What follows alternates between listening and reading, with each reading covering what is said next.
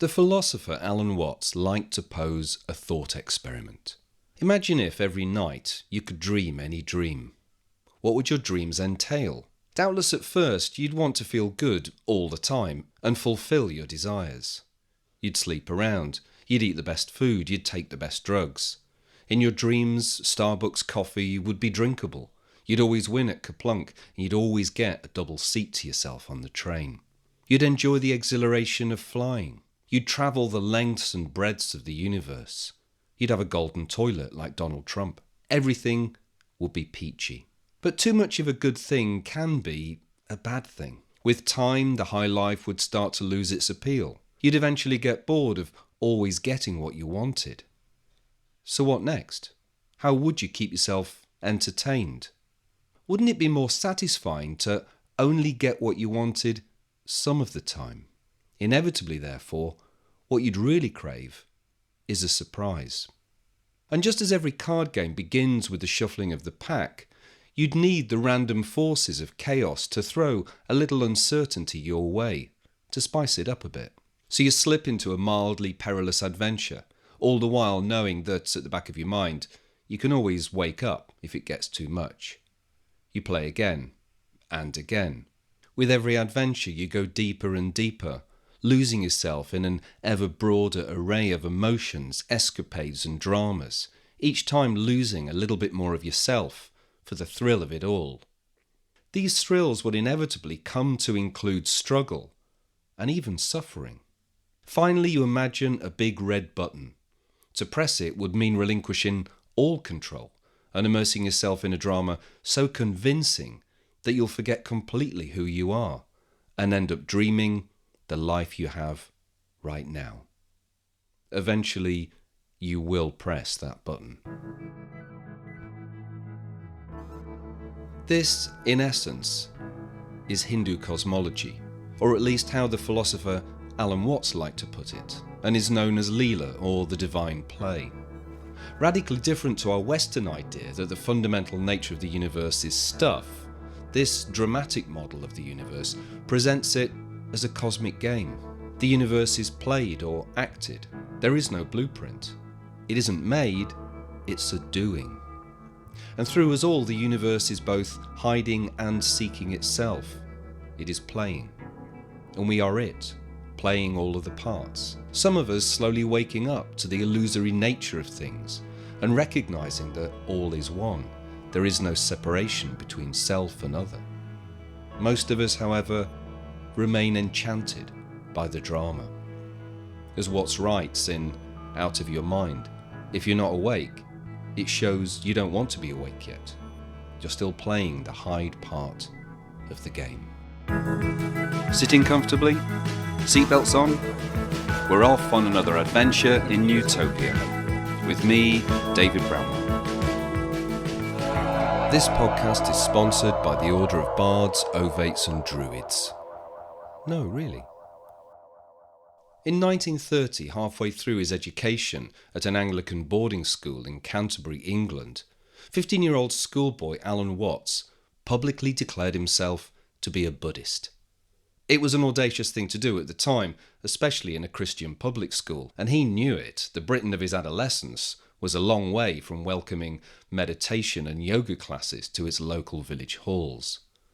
His was a country still driven by patriarchy, science, Christian values and empire. Anything pagan or unorthodox was viewed with deep suspicion. Watts' conversion to Buddhism wasn't merely driven by a proto-punk spirit of youthful rebellion, but a genuine desire for a very different way to experience the world, one that was wildly different to the deeply conservative attitudes, sobriety and Christian mores of his own culture. The young Watts sought a new philosophy in which he could swing, and he found it in Zen Buddhism and Taoism. It wouldn't be until the emergence of the Beat generation in the 1950s, however, that Watts's passion for Eastern wisdom, sensuality and mysticism took him from being an oddball outsider to one of the great trailblazers, philosophers and teachers of Western counterculture. We've got a system. It's all graded. And what we do is we put the child into the corridor of this grade system with a kind of, come on, kitty, kitty, kitty. And yeah, you go to kindergarten, and that's a great thing because when you finish that, you'll get into first grade. And then, come on, first grade leads to second grade and so on, and then you get out of grade school, you've got high school, and it's revving up, the thing is coming. Then you're going to go to college, and by Jove, then you get into graduate school, and when you're through with graduate school, you go out to join the world. And then you get into some racket where you're selling insurance, and they've got that quota to make, and you're going to make that. And all the time, this thing is coming. It's coming, that great thing, the success you're working for. Then when you wake up one day about 40 years old, you say, my God, I've arrived. I'm there. And you don't feel very different from what you always felt. And there's a slight letdown because you feel there's a hoax. And there was a hoax, a dreadful hoax. They made you miss everything. Like many people, I was first introduced to Alan Watts through his voice rather than his writing. This was back in the 90s when audiobooks were still limited and only available on cassette or CD. Beyond the cheesy panpipe music and a hushed introduction by an earnest Californian lay rich rewards. Watts's warm English tones and throaty laugh were easy on the ears. He seemed fearless of tackling the big questions that contemporary philosophers, de bottom, seem far too timid to ever discuss. I bought more cassettes and CDs. Lectures meandered effortlessly from science to spirituality, Zen to ecology, drug culture to sexuality, capitalism to Buddhism. Watts breaking one taboo after another as he went, often chuckling in his throaty tobacco laugh at the sheer mischief of it all. His way of relating to the world warmed my soul. It still does. And now, let's all laugh. Watts wrote his first book on Zen in 1936, when only 19, and he grew to become a world expert on Eastern philosophy. He taught himself calligraphy, spoke and read Chinese and Japanese, and was a passionate gourmet. A prolific author, public speaker, and radio presenter, he wrote over 20 books and gave hundreds of public lectures. Here he had a genius for expressing with great clarity and humour non-Western ideas about the nature of reality and how we came to relate to the world in the way that we do. We tend to ignore the polarity of the world. That is to say, to use a simpler word, the go-withness of things and events. To have a complete wave, you must have both a crest and a trough. You can't have a half wave. Half waves are never manifested in this cosmos. Just as you must have the crest and the trough, so also there is a go-withness of subject and object, self and other, and of course those great fundamental physical polarities, being and non-being, solid and space, light and darkness, life and death. But when this is not perceived, when we are not aware of the total unity of the world, of the fact that one's actual self is not something in the world separate from it, but the whole works. And when you are not aware that self and other go together, inside and outside, in such a way as to constitute one total body, then because of this feeling of separation, of not really belonging, we feel alienated from our total environment and from other people, and so act towards it in a predominantly hostile way. We'll return to the paradox of polarity later, but here's Watts again on the wiggliness of the world. A noun isn't a part of nature, it's a part of speech. There are no nouns in the physical world. There are no separate things in the physical world either. See, the physical world is wiggly. The clouds, mountains, trees, people are all wiggly. When you want to get control of something that wiggles, it's pretty difficult, isn't it? You try and pick up a fish in your hands, and the fish is wiggly and it slips out. What do you do to get hold of the fish? You use a net. And so the net is the basic thing we have for getting hold of the wiggly world. And if I can number these holes, I can count exactly where each wiggle is in terms of a hole in that net. And that's the beginning of calculus, the art of measuring the world. But in order to do that, I've got to break up the wiggle into bits.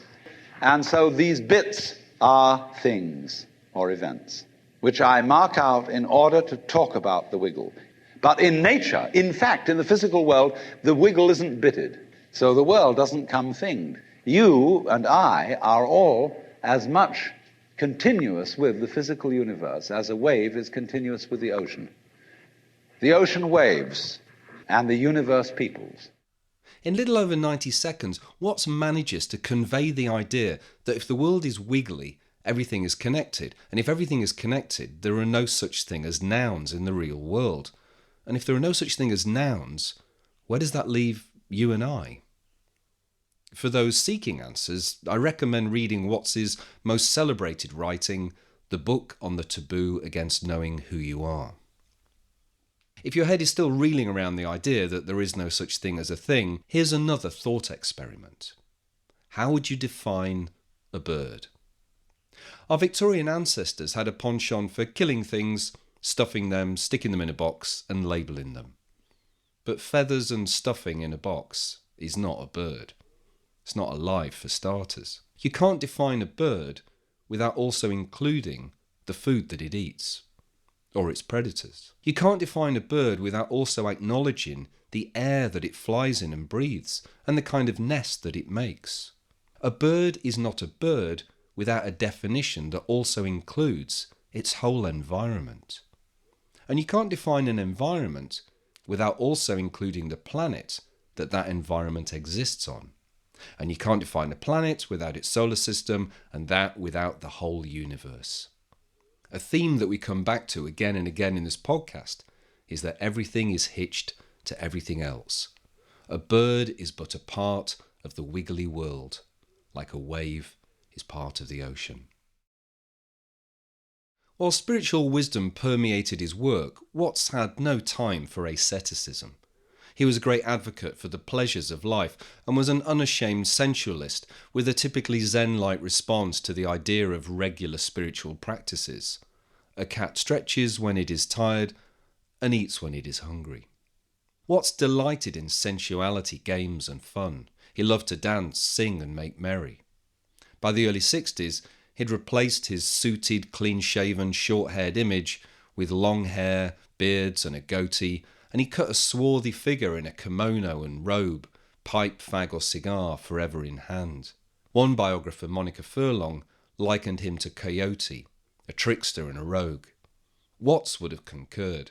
He could easily have been describing himself when he once referred to a friend as salted with that essential recognition of one's own rascality, the perfect preservation against stuffiness and lack of humanity. Like all of us, Watts had his flaws and vulnerabilities. He was a heavy drinker and smoker. He philandered and often put his own needs above his ever-growing family's.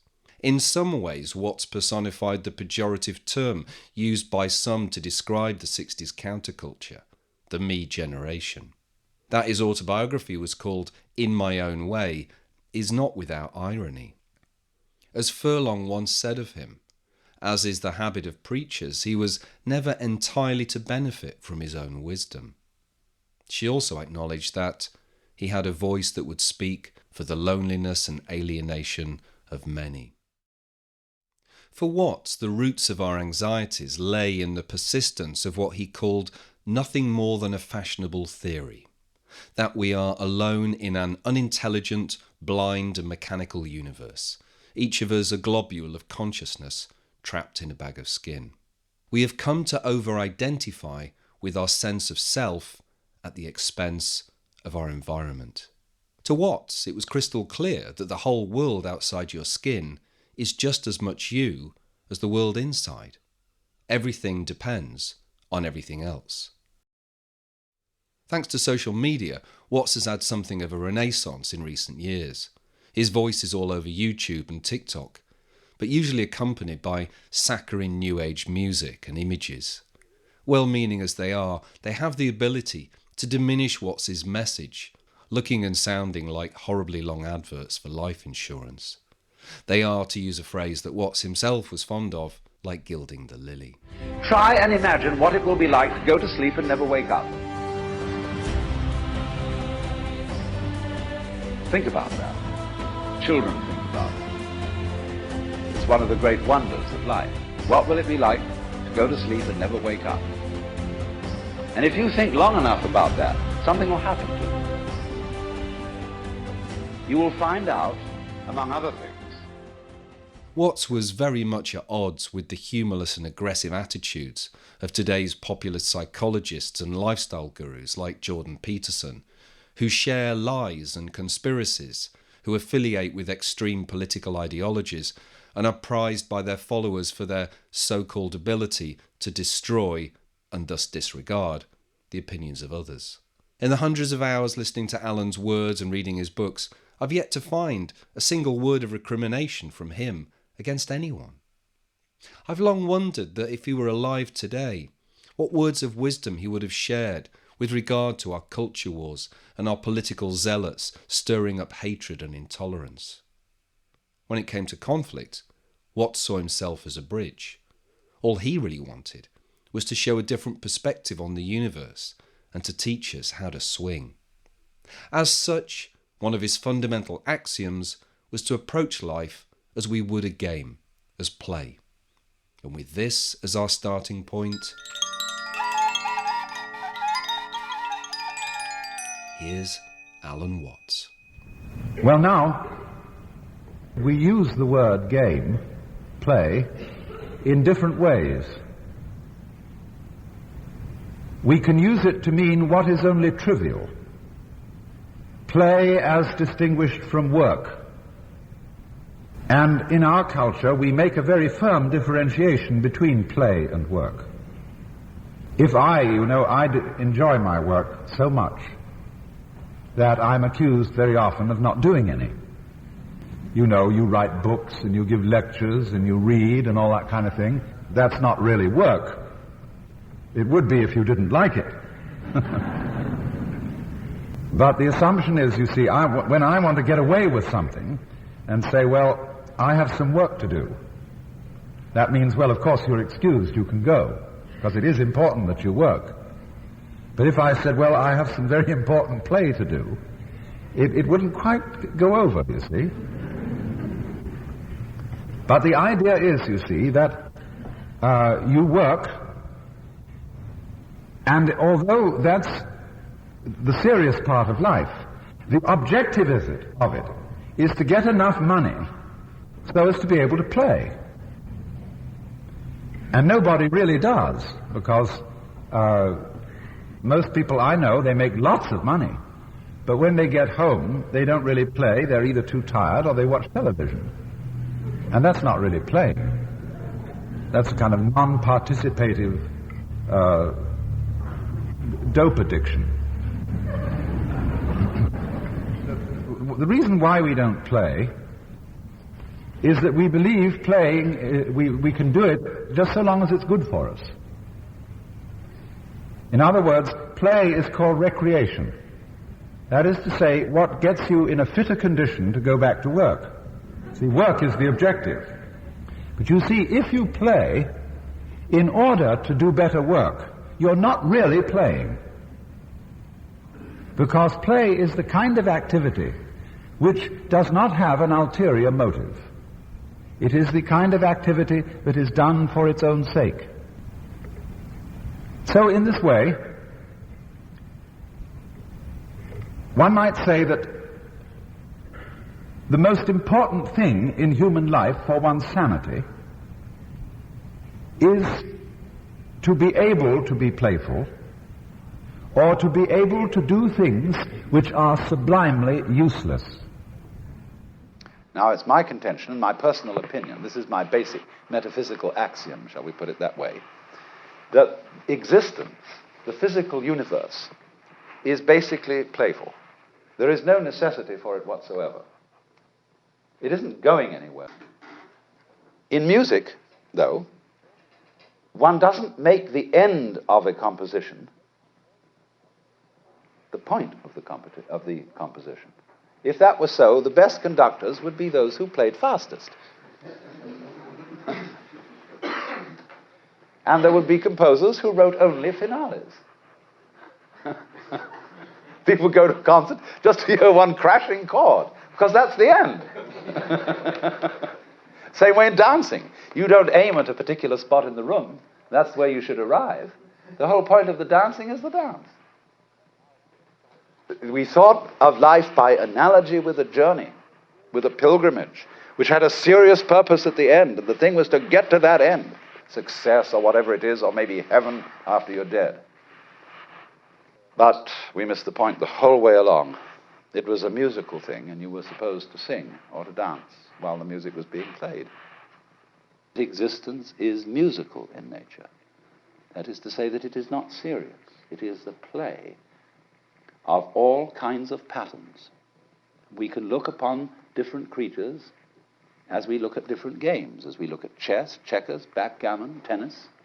There's the tree game, the beetle game, the grass game.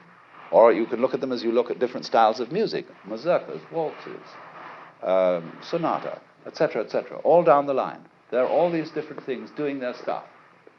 And they're going to-do-to-do-to-do-to-do, to-hoo-de-do-de-do, you know, in different rhythms.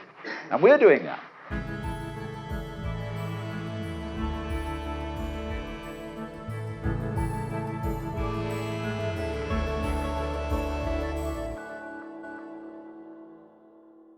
When Watts says the universe isn't serious, it is a play, this can be taken two ways, both as a game and as drama. Watts liked to remind his listeners that the word persona comes from ancient Greek. It was the mask worn by actors taking on different roles, a reminder that our personality is one big act. Each of us is a mask of the universe. We are all playing the same game, the game of being human. And like actors, we are all, to a lesser and greater degree, lost in the roles that we have constructed for ourselves. Like all actors too, we each bring something unique to our parts, our personalities, salted with imperfections. We each have an inherent selfishness, which Watts termed our irreducible rascality. According to our Western religious traditions, our imperfections are a terrible thing. We are all born sinners and must repent. Watts's beloved Eastern traditions take a different approach, acknowledging that there can be no light without dark. Our good and bad qualities are mutually dependent. They are yin and yang at play.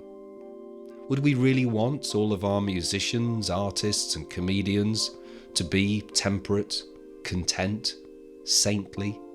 For Watts, the difference between acting like a badass and an arsehole comes in recognising the irreducible rascality in both ourselves and in our enemies. Our imperfections, our selfish needs, are a mark of our humanity, provided we acknowledge them. Now, it's true, of course, that a lot of people can't be trusted, and that so far as oneself is concerned, every one of us has in us what the Hebrews call the Yetzer Hara. They say that God made it and put it there. The Yetzer Hara is the perverse spirit. I call it the element of irreducible rascality. We all have that. But in the wisdom of that great moral philosopher Confucius, he included this element of rascality in his definition of human-heartedness. That he put as the crown of all the virtues. It isn't, the word in Chinese is often translated humaneness, but it means a good deal more than that. It means being like a human being, which includes the angel as well as the animal, reason and the passions, and all those aspects of us. Indeed, the great triumph of humanity is to be able to be both angel and devil, both reasonable and passionate, both mystic and sensualist. It isn't, you see, only the goodness in human beings that is to be trusted. They are also to be trusted to be a little bad. They are to be trusted to be selfish. Because you know a person who is not frank about selfishness is a big troublemaker. And you should, for yourself, be selfish to a certain extent and make it very plain to others what your wishes are. One of my best friends is a woman who is invariably outspoken. And she is nobody ever treads on her. Nobody ever presumes on her because she doesn't let them. She says, it's inconvenient for me to have you for dinner or to stay or whatever. I've got something else to do. But the result of this is I'm very fond of her because you know exactly where you are with her. You don't worry about, am I imposing or anything like that. You can't impose on her. And it's very refreshing. I like that sort of person. And we have a certain duty, you might say, to be like that to others. Because there is in our nature a selfish thing as well as an other regarding thing, tendency. And it's the two of them together that constitute our nature. And it is this nature that's to be trusted. Therefore, righteous people who ignore that they have this element of irreducible rascality or the Yetzer Hara are great troublemakers. Because they are the people who wage, for example, ideological wars as a matter of principle. Not really between people, but wars between utterly irreconcilable ideas. And in such a fight, there can be no quarter. There can be no quarter between good and evil, because, as defined, they're mutually exclusive. And that is why wisdom in settling quarrels is always a matter of compromise. Because somebody eventually says, oh, come off it. Look, we are both rascals, and let be honor among thieves. So then this is basic trust in yourself, not as a integrated, mature person, not as a responsible citizen, but as a human being, with your light side and with your dark side, with your outgoing affection as well as your ingoing self-affection. Both must be there. Acknowledging that we're all a little selfish and lost in our roles in the cosmic drama can also help us keep perspective on those who we come into conflict with in our everyday lives. Next time you're getting wound up by the incendiary comments of an opinionated media troll, an officious type at work, or a boorish family member, remember that on some level, this is a theatrical performance, a soliloquy, a comedy sketch, an angry diatribe, a tragedic monologue, all for your benefit. Lost in their role, Watts would say, the other person is putting on one hell of a show. And they're so lost in the game, the drama of life, that they've entirely forgotten that it's play. Playing their role to perfection, putting on a superlative act, unaware of their own irreducible rascality. Through the dramatist's lens, you might even come to appreciate it. For a novelist, playwright, musician, and other artists, such encounters can be highly valued as fuel for the creative fire, though few of us would choose to be around those kind of people for too long. On a more fundamental level, Watts helps us understand that those who we do come into conflict with are utterly necessary in helping us understand ourselves. The relationship between in-groups and out-groups is an absolutely basic requirement of having an identity. To have an identity is in some way or other to be in.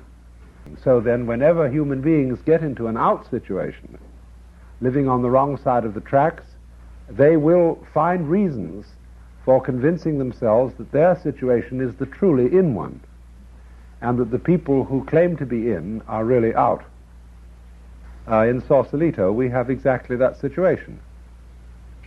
We have the hillbillies, who are the old-time people, who regard themselves as in, because they have the money and they live in the fancy houses up on the hill. And then we have the waterfront people, whom they regard as out. A nefarious bunch of beatniks and bohemians and scallywags. People at the hill top fortify themselves at their cocktail parties with conversation about how awful the people are down on the waterfront. And at the cocktail parties down in the waterfront, people fortify themselves by discussing the squares on the hill. See, I try to be a bridge person. That's what's called a pontifex. One who, between opposed classes, points out the connections. Because the connection is that neither class would know who they were without the other. So it's tremendously necessary to have an out-group in order to know that you're an in-group. But this versus must be understood as a form of symbiosis. And this is the crucial matter.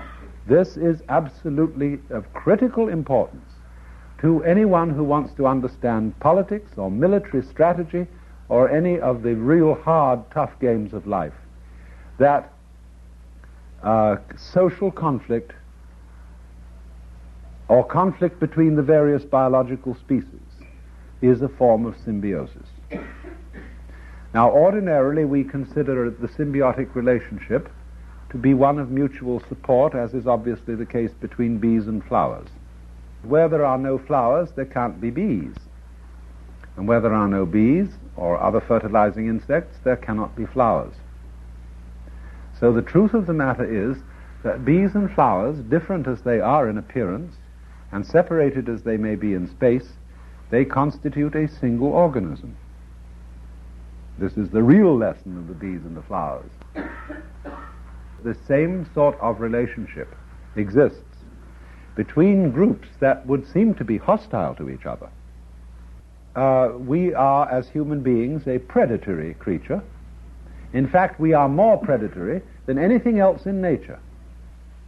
What we haven't understood then is that all groups need an enemy group, but that the enemy group which preys upon it is actually a kind of friend, because the enemy group prunes your own group, and it keeps you on your toes, because you have to defend yourself against it so you don't become flabby. But you see, we have lost the meaning of chivalry in all war situations and all conflict situations. Chivalry is indicated, for example, still in such customs as that the partners to a fight salute each other before beginning to fight and salute each other again at the end. You shake hands before boxing. You bow before a judo contest, and so on. And that means that you recognize the opponent as an honorable opponent. A conflict gets out of hand when an in-group does not realize that it needs the out-group. Then it says, let's get rid of the out-group. To have an out-group for your having an in-group, and that you cannot do without it, is the beginning of sociability. If around today, Watts would doubtless lament the lack of chivalry in many of our current political leaders. He would perhaps also have viewed our so-called culture wars as a failure on both sides to recognise the interdependence of oppositional ways of thinking. Conversely, I suspect that he would have loved the evolving nature of language and thinking around pronouns and gender identity, like Lucy Cook in another episode, recognising that here too we have been casting a net over a wiggly world.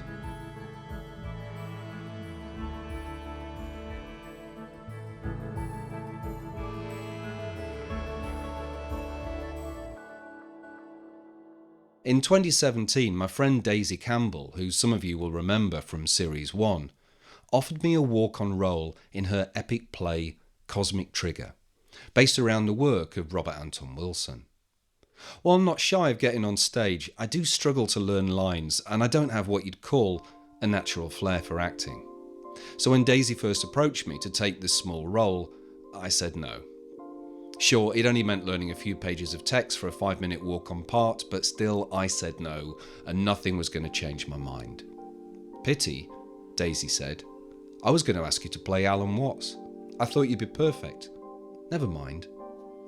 Listener, I took the job. I stuck a goatee beard on my face, a grey shaggy wig, I donned a poncho, and I had a bash at Watts's suave English accent. My partner told me afterwards that I bore an uncanny similarity to Shaggy from Scooby-Doo, but for 5 glorious minutes I was lost in the drama of playing a role called David Bramwell, playing a role called Alan Watts.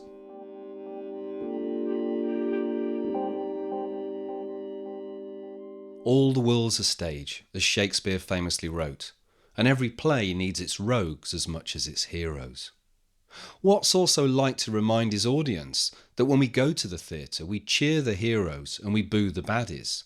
But when any drama comes to an end and the actors return to the stage to take their bow, we applaud them all equally for playing their parts so convincingly.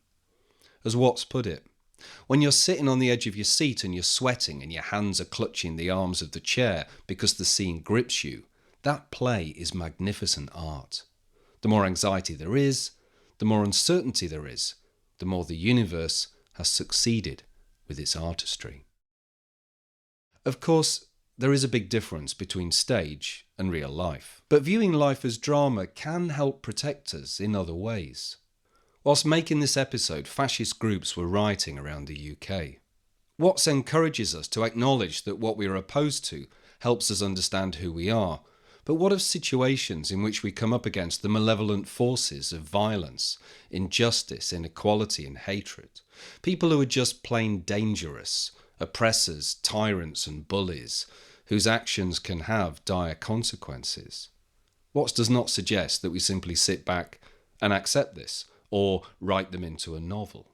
Where necessary, he argues, we fight tooth and nail to bring down perpetrators of violence and intolerance.